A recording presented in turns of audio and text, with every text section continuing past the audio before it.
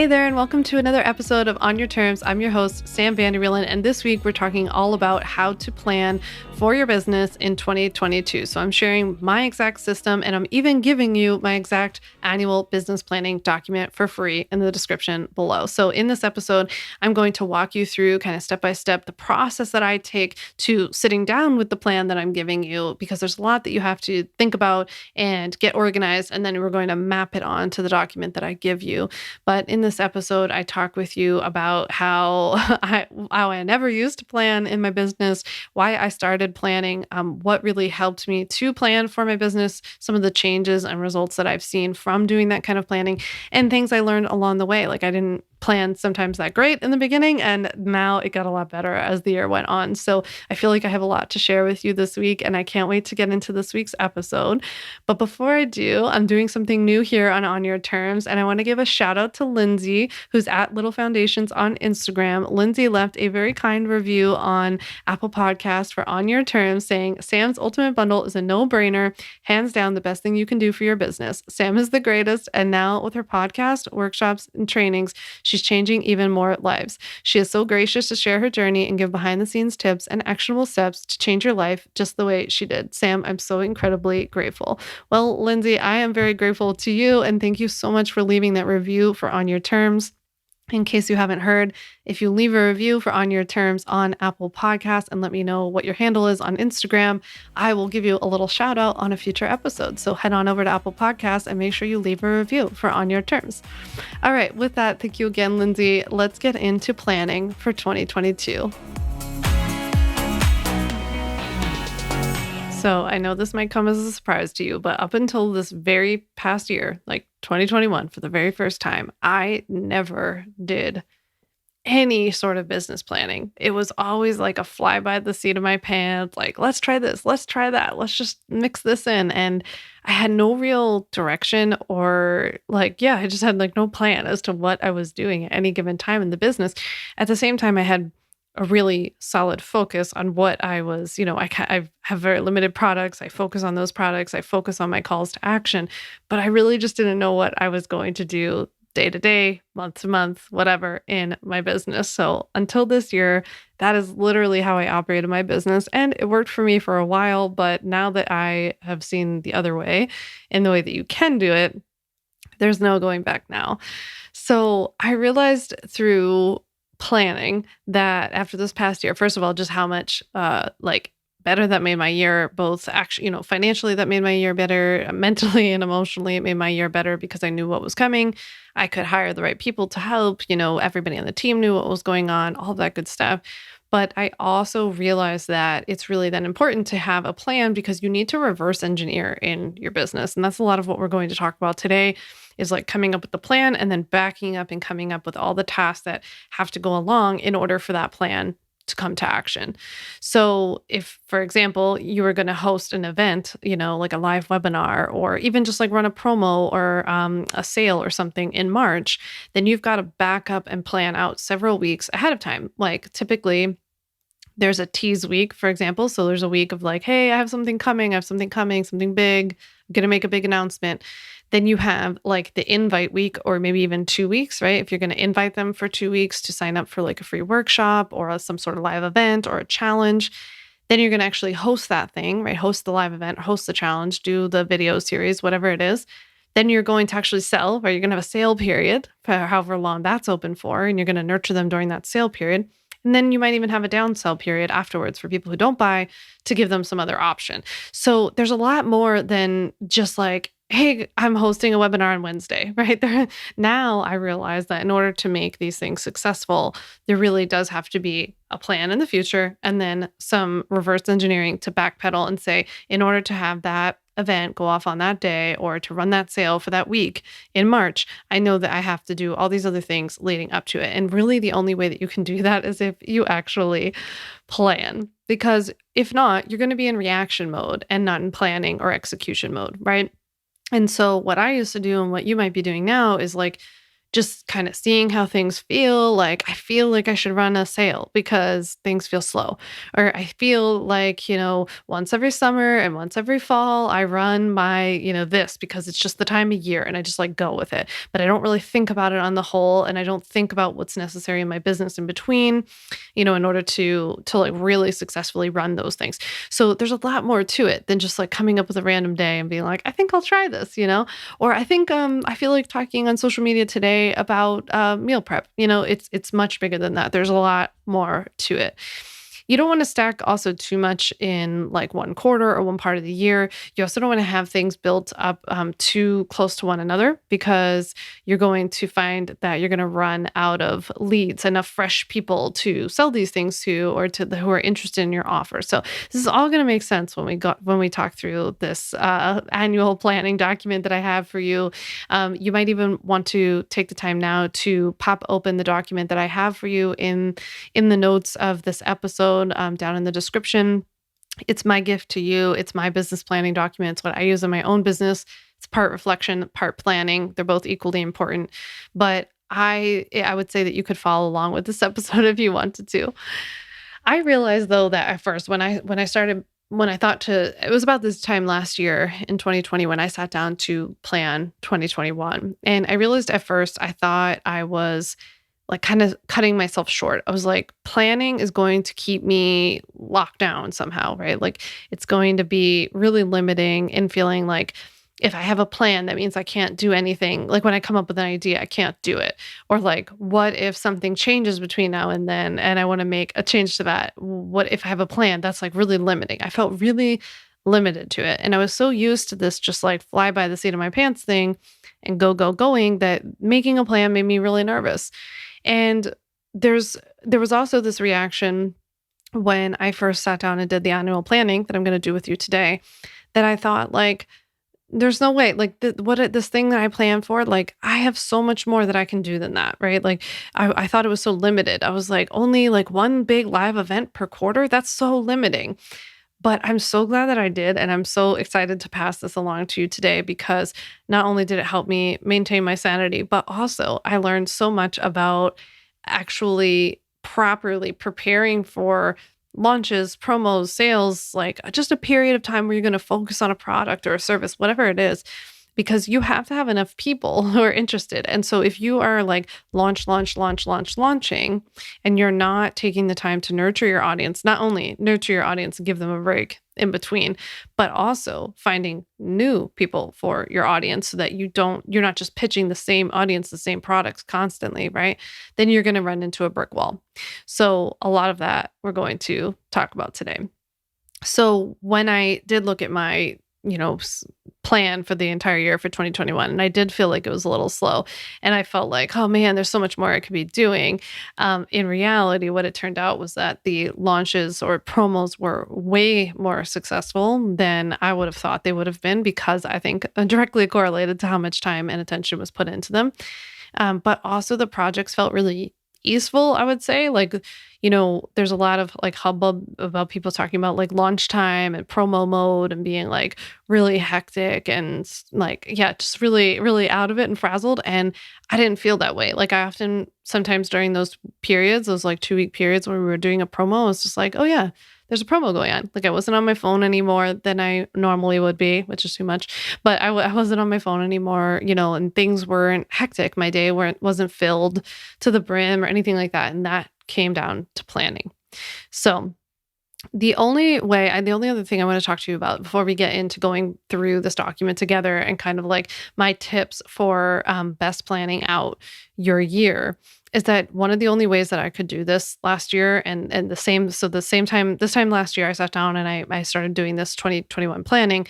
I also joined Louise Henry's Up Level with Asana course. And this is not sponsored or anything like that. I do have an affiliate link below that gives you $100 off of Louise's course, but it's just truly been, and this if you're in my like member community or you're one of my friends, I talk about this all the time. It was just truly one of the best investments I ever made in my business. It was a pretty affordable investment to make at the time. And I just can't say enough about Louise Henry's Up Level with Asana course, because it was the thing that allowed me to take everything that we're going to talk about today and how to plan for the year and actually put it into a project management system that was like really doable, that kept me on task. And this time last year, I had nobody working for me. I had like maybe I had just brought on my VA a little bit part-time and then brought on my tech VA like pretty shortly after. But I didn't have all the people I have today. And so it was great because I took this time last year to plan my entire year and then also to get up level with Asana, which is it's a pretty short course, really doable, digestible course. And Louise gives you all the templates that you need for all the different projects inside of Asana to run your business. So it's like literally worth the cost of the program alone just for those templates. But I literally took those things and I put them into Asana, got everything set up. And then when I did start to bring on contractors or when I started to hire people, it was amazing because then I had the system set up and I could just like plug them right in. So again, hashtag not sponsored, but I just like love Louise and I love the program and I was so happy with it. And I'm one of those people that whenever I'm happy with something, I like want everybody to know how great it is and to enjoy it too. So okay, with that, let's get into some of my tips about how to plan for your entire year. So, my first tip about planning for the whole year is actually not to plan the entire year in detail, or at least in the same level of detail. So, tip number one is all about planning quarter one in more detail than a bit of quarter two, right? And then kind of go down from there. So, like you would have more of a rough estimate, I would say, for quarters 3 and 4, the further we get along in the year. The reason is that because you might adjust as you go, right? So the first time that I did this last year, I pretty heavily planned out the whole year. And then it was like pretty quickly into the year that some things I started to learn a lot from what I was doing, right? I learned how I was running a promo for the first time. I created a new webinar for the first time. I ran a charity workshop for the first time. So I did all these things for the first time. And with that, I started to learn like, oh, okay, I feel like I've been writing a lot about these promos to my email list. I want to back off and I want to give more time. So I know I plan to do this other promo in like November and December. I'm going to cancel that and I'm going to back off and do something different. So it gives you this ability to adjust, which I think is really helpful. And I also just I would rather see you take the time to just really hammer out quarter one, maybe parts of quarter two as well. And let yourself just have like a rough idea as to where things are headed, but just use the data from how the first part of the year goes to seeing how you want to respond in the latter part of the year. So really, we're going to focus on quarter one. We'll kind of get an idea of like how this all works for the whole year. Okay, so after we have just kind of adjusted to mentally focusing on quarter one, possibly a little bit of quarter two as well, I also think it's time to take some time to reflect on this year and see what's worked, what hasn't worked, what we want more of, right? And if you don't have a business yet or something like that, you might just want to stay with me and more to the dreaming side of things. Like what do you want things to look like, right? How do you want things to be? So you'll see if you open up the free planning document that I've given you in the description below, you'll see that I've broken it up into sections. So the first section is all about reflection. And so I want you to reflect back on 2021. And I want you to think about, you can list out like the things that you've accomplished this year, the things that you've let go of this year. That's one of my favorites. Things you added and how it felt. Things you took away and how it felt, what we didn't get to but wished we did, people who were crucial to your success, and so on and so forth. So you can open up the document, you can see everything in there. I've left space for you to add bullets or whatever you want to do. But I think this is really, really helpful. So in the things you accomplished this year, like I want you to focus on that broadly, right? I think sometimes I would say it's popular to focus on some of the more metric-y things like how much revenue you made or how many followers you gained or how much you built your email list. And I think that's really important too. But I would encourage you on, to focus on things that you've accomplished that you're really proud of, maybe more internally, like you started setting more boundaries, or you took Fridays off, or you logged off of Instagram at 8 p.m. at night on most nights or something like that. Like just make sure that you focus on things that you're really proud of. And I would really encourage you to tap into some things that you're excited about that you helped clients with, right? Some sort of success story or a session that made you feel great, or a really kind note that you got from somebody one time saying how much you helped them. Maybe it was just even somebody who watched something of yours on social media. I think it's really important to pay some gratitude to those smaller moments. I know for me, the section on things I let go of this year was even longer than some of maybe than the accomplishment section. And that's equally as important, right? So letting go of being tied to your revenue, letting go of free calls. Maybe some of you have let go of those. There are all different kinds of things you might have let go of, but you want to take some time also to pay homage to, I think, some of those. So it's really important that we take time to reflect. And then we do a little bit of future casting, as you'll see in the document that I've provided to you below. You'll talk a little bit about in that document about how you want to show up in 2022 because you really want to spend some time with this section. And of course, because it's me, I really suggest like lighting some candles, making it having your coziest blanket, like playing some nice music. I love the Deep Focus channel on Spotify. So I would highly recommend just taking some time to really get in touch with how you want to show up in your business, right? What's the impact that you want to make? How do you want to feel in your business? How do you want your days to look, right? So, what do you want your days to look like? Do you want to be on the computer mostly? Do you want to be more flexible? Do you want to be on your phone less? Do you want to be on social media less? Do you want to be on camera more? So, it's really important to list out some of those things because then that's going to influence. You can see if this matches up, right? Like if you say you want to be on your phone less, and you want to be on social media less, but then we go and we look at some of your goals and your projects and all these things that you're putting into 2022 and they all require constant, social media presence, that might be an issue. So I think it's a really good idea to just take a little bit of time. All the questions are in there for you. These are the same exact questions I answered in my own business. So I highly recommend them. They've been super helpful. Okay. So from there, you'll see that in the document, we go on to basically planning out events or projects that we want to tackle this year. So one of the biggest, I think the best places to start is to really figuring out what are the major like events, live events, promos, sales, what are the big focuses of your year, right? And you might want to list those out because then those are going to be the things that you take and you plug in to the calendar for the whole year and we spread them out appropriately and reverse engineer to make sure that we're taking the steps leading up to them.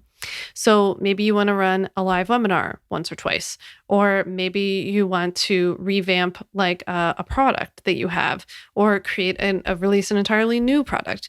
Maybe you're going to release more of like a social channel, like a podcast or a YouTube channel or something like that, right? So you would maybe want to list out, and I'm just talking about like major projects, like the big things, the big promos. Maybe you want to do a Black Friday sale, or you like doing like a birthday sale, either for your actual birthday or the anniversary of your product itself, right? That's something I played with this year. I did a birthday sale for the bundle.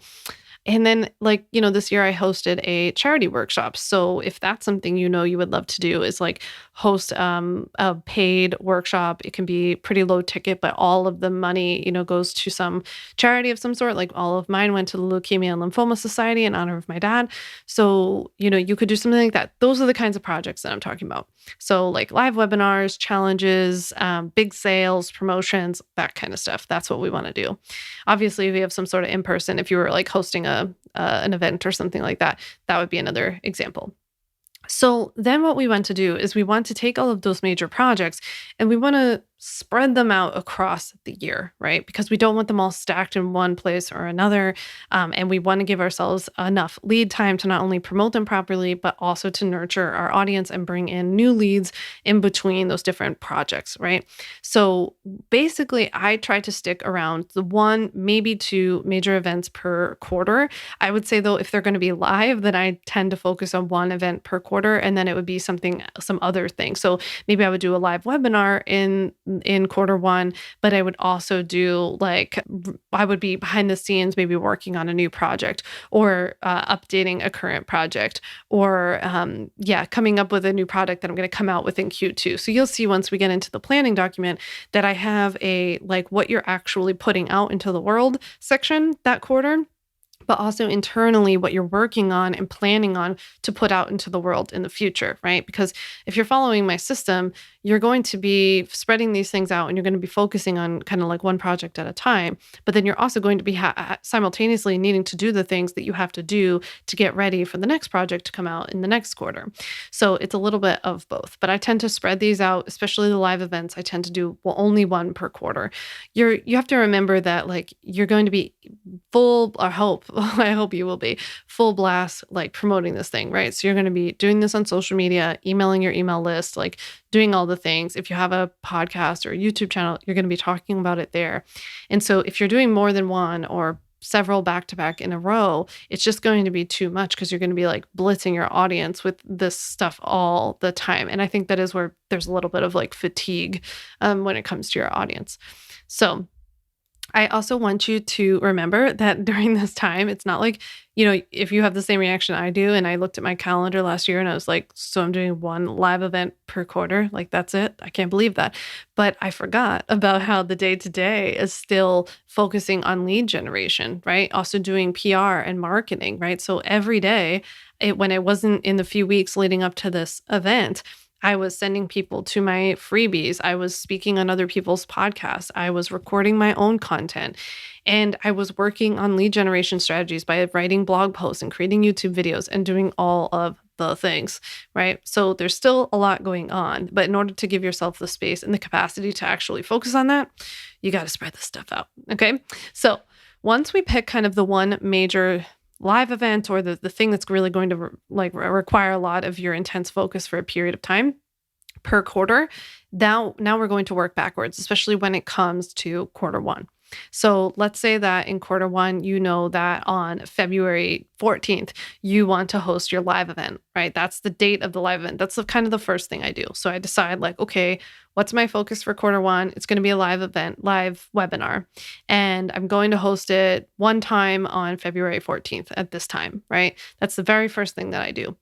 Then I start working backwards and I think, okay, I know that I want to invite people to sign up for that live event for 2 weeks, right? I want 2 full weeks to be able to email my email list, to show up on social media, to create podcast episodes with a call to action to come to this event. So that's 2 full weeks. Back up 1 more week, and that's going to be the tease week, what I call tease week. So that's going to be the week where I start emailing my list about something else, and then in a PS or in somewhere in that email, I say, "Hey, I have a big announcement coming on Monday," right? And then on social media, I start saying I'm making a big announcement starting on Monday, the Monday that's 2 weeks before February 14th. So that's the tease time, right?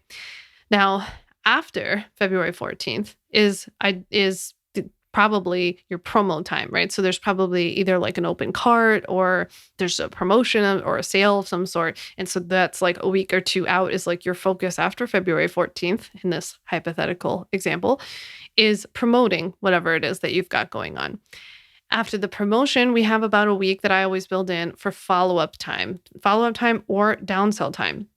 If you do a downsell, meaning that for those people who don't buy whatever the thing is you're promoting, you maybe offer them something different, then I want you to tack on some follow-up time after the downsell time. So it might even be an additional 2 weeks after your promo closes, right? So I always follow up with a little bit of a survey asking people like why they didn't buy or if there was something that they wish they would have seen or something like that. It's a really helpful time to gather some data. It's also a good time to kick back up your nurturing. Right. So now we go back into nurturing the people who are already on our email list, already following us on social media, thanking them for like sticking with us through a promo and everything like that. And shifting our focus back to being like, oh yeah, I need to build up my audience again to get ready for quarter 2. Because when you hold the next thing in quarter 2, you're going to need to have new people, right? Fresh audience in order to promote this again. Because ideally, you've taken a chunk of your audience and you've maybe sold to them already, right now in quarter 1. So you're going to need to replace them somehow. But you also have a chunk of people who just saw this offer and decided to say no. So if you run the same thing, if you run another live webinar to the same product or something like that, you're going to have a group of people who are still saying no. And unless it's just that the timing is right for them, you might also want to have some new people. So trust me when I tell you, it is really important that in between these promotions, you kind of like flip back into lead generation mode, right? That means pointing people back to signing up to get onto your email list, however they can do that, like getting a freebie or whatever.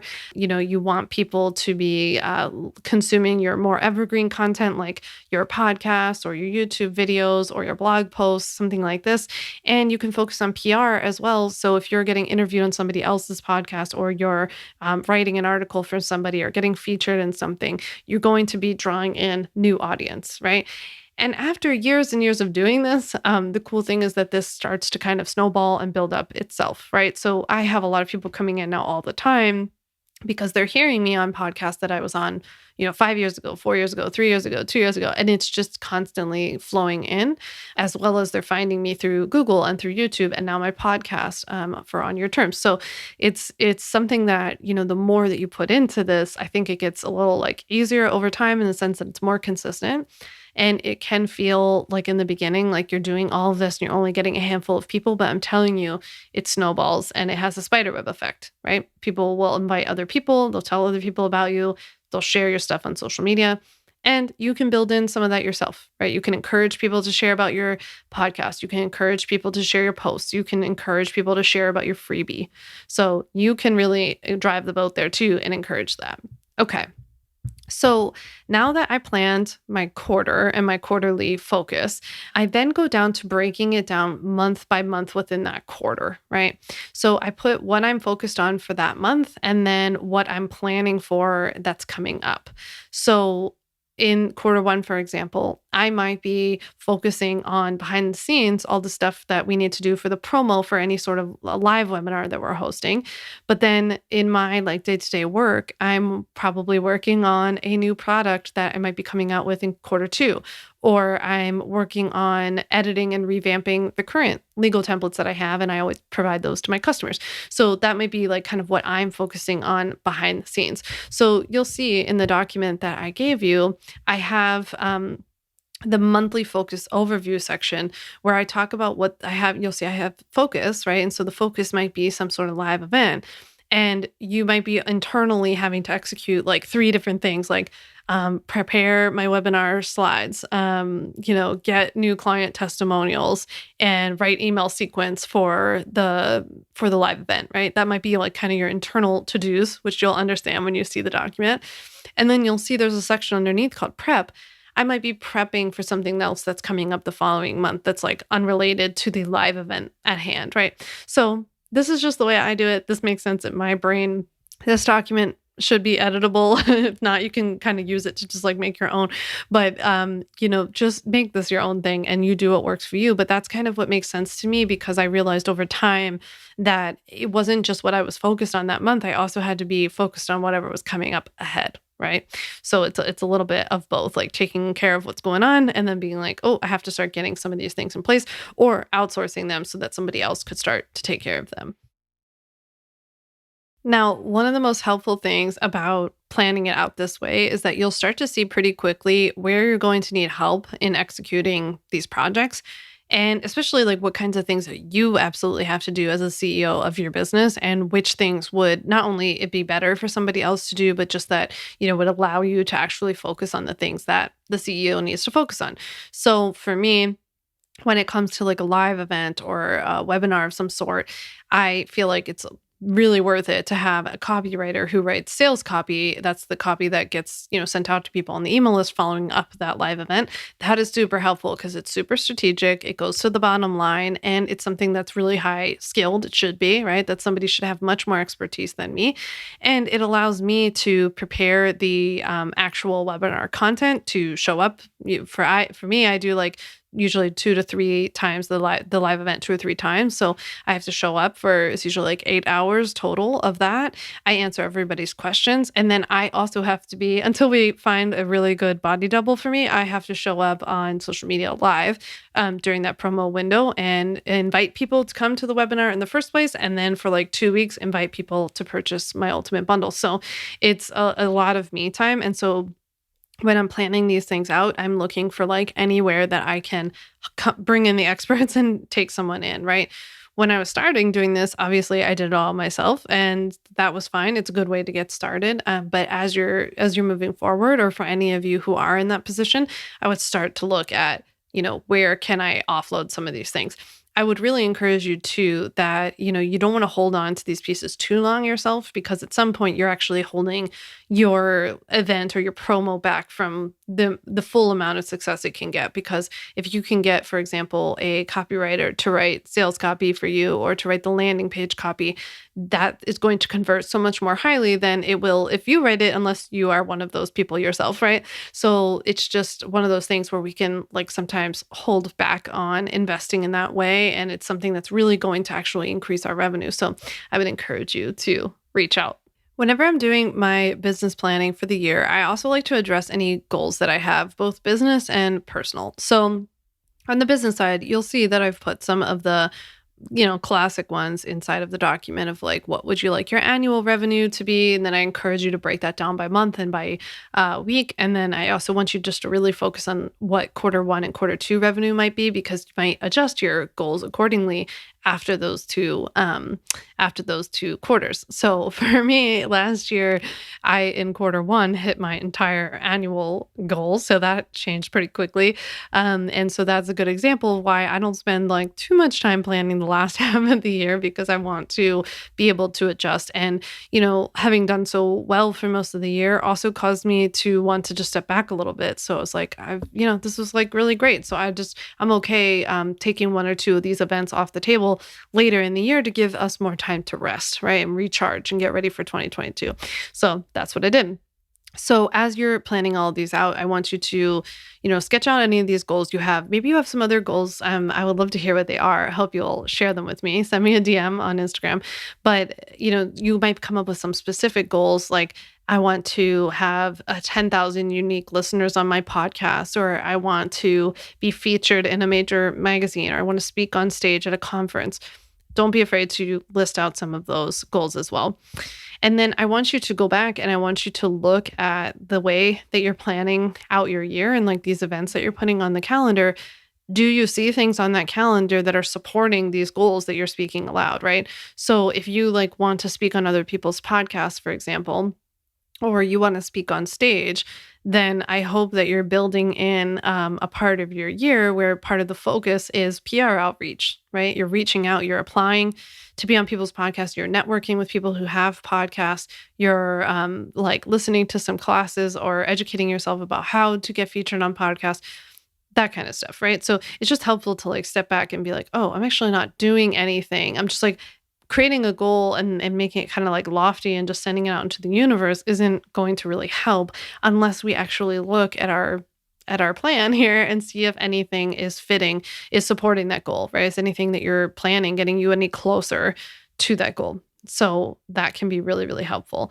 Just like if you have a goal to get X amount of listeners on your podcast or X number of followers or email list subscribers, then you have to be looking at your plan for the year and seeing where are you generating enough traffic to those sources that you would hit those numbers, right? The stuff really is like, we can sometimes make it like a lot bigger and more complicated than it really is. But, if you want to have 10,000 email list subscribers, then you need to be sharing your freebie or some entry point into your email list like a lot, right? And so are you looking at your plans and thinking, for this month, for, once every quarter, you're going to take 1 month and focus heavy on like your freebie and driving people there.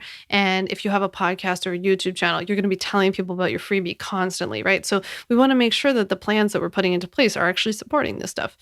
I also though want to encourage you to make some personal goals and see if how your business can help you support your personal goals, right? So if your personal goals are like to be more present and not on your phone so much, making sure that we're not setting so many business goals that are focused on like in time social media, things that you can't batch, things you can't prepare, things you couldn't give to a team member, somebody who works for you, a contractor to implement or post for you. So you can take that into account too when you want to come up with your personal goals. And then the last but not least, I want to encourage you. This is something I started doing like mid-year this year, and I just really loved it, was to come up with daily non-negotiables. So these, at least for me, these were personal non-negotiables. And so my daily non-negotiables were to take my vitamin D drops, to take my multivitamin, to walk outside for at least 15 minutes. And there's something else. Oh, to drink a large bottle of water because I'm really bad at drinking water, and to do my little skincare routine before bed. So those were my daily non-negotiables, and I actually input them into Asana, so they pop up for me every single day. I have a little task called daily non-negotiables, and I have to go in and actually check those off every day that I did them. And they might sound really silly and simple to you, but for one, it's been a really bad 3 years, so don't judge me. So I'm trying to take care of myself. Two is that it doesn't have to be fancy or complicated. It's just something that are these little like micro commitments to yourself. First of all, it helps to build confidence by you making this like little plan. And then if you actually stick to it, you will feel more confident and proud of yourself. So that's one thing. And two, because they've been so simple, they're really doable, right? So I've done it every single day for months and months and months, and I see effects from it and I feel better and all that good stuff. I'd also suggest if you have Asana or you use something else like ClickUp, or maybe there's some other one called Monday or something. I don't know. I use Asana, but if you're going to set up some sort of project management system, I would really encourage you to also set up weekly tasks and then a daily recurring task. And in there, I want you to put the things that you like absolutely have to do every day or week in your business in order to be successful. So for your dailies, these might include stuff that you just kind of like have to do. So for me, this would be like, I have to check my inbox and I have to respond to the things that are needed just for me to respond, right? So there might be legal questions from someone or product questions from someone, maybe some PR stuff or something like that. And then go into my customer community, right? I have to do that every day and answer their questions. And I also check in with my team, check Slack, I check those messages and all that kind of stuff. So those are kind of my 3 daily non-negotiable things that I have to do for my business. And then weekly, I have things like clean up my Asana, clean my office, check my finances, move money over, like put more in savings, things like that. And then I even have monthly, like uploading my monthly financial documents so that my bookkeeper can do what she needs to do, all of that kind of stuff. So it's really helpful to set those because they're like little mental energy tasks that go on in the background that you don't even know are happening, but they actually take a lot of energy. And so it's really important that you just get a system in place. I think that between planning 2021 and then having that Asana system after taking Louise's course, like I said, just really, really changed the game for me because it allowed me to be so organized and then actually execute these things. Because everything that we're talking about today, it can feel really overwhelming if you don't have some sort of system in place. So I think the more that you can just like systematize and automate these things, you will thank me later. So, okay, how do you go about then actually executing everything that we've talked about today? How do you come up with this plan? So I would pick a half day soon to set aside, reflect, and plan, right? I personally like choosing a time around the holidays, maybe right after the holidays in January. It can feel a little hard to like get up and running. Everybody always has like so much energy and I'm still sleepy from the holidays. But I would suggest picking a few hours, right, before or after lunch. And you will just set this time aside, like block it off in your calendar, put it in your Asana, silence Slack, silence your phone, put on Do Not Disturb, do all the things. And I would honestly open up this document that I give you. You could re-listen to this episode or just have this episode open while you have the document open and go through it with me kind of step by step, because it's really important to look at where we've been and what's worked in the past and what we want to feel and act like, and then make sure that that's actually lining up with the plan that we're making for moving forward. So I would love for you to tag me on Instagram at Sam Vander Wielen as you're planning. Let me know how it's going. I can't wait to see what you do in 2022.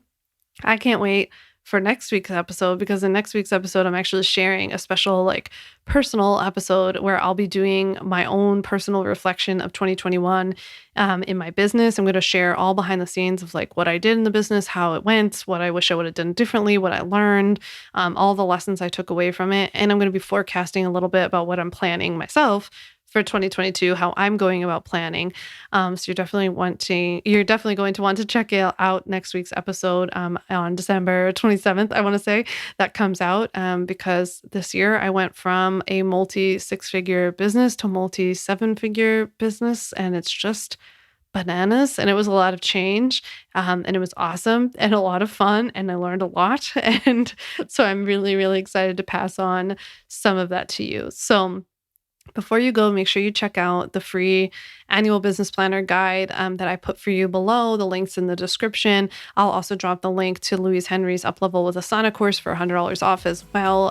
It just was so helpful to me. Until then, I can't wait to hear from you on Instagram about how your annual planning is going. Tag me in your stories as you're doing your planning, because I can't wait to celebrate you. And thank you so much for listening to On Your Terms.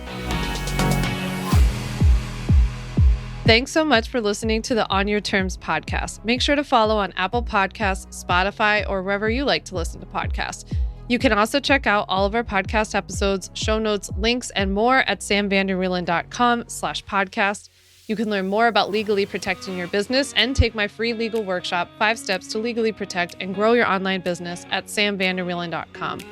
And to stay connected and follow along, follow me on Instagram at samvanderwielen and send me a DM to say hi.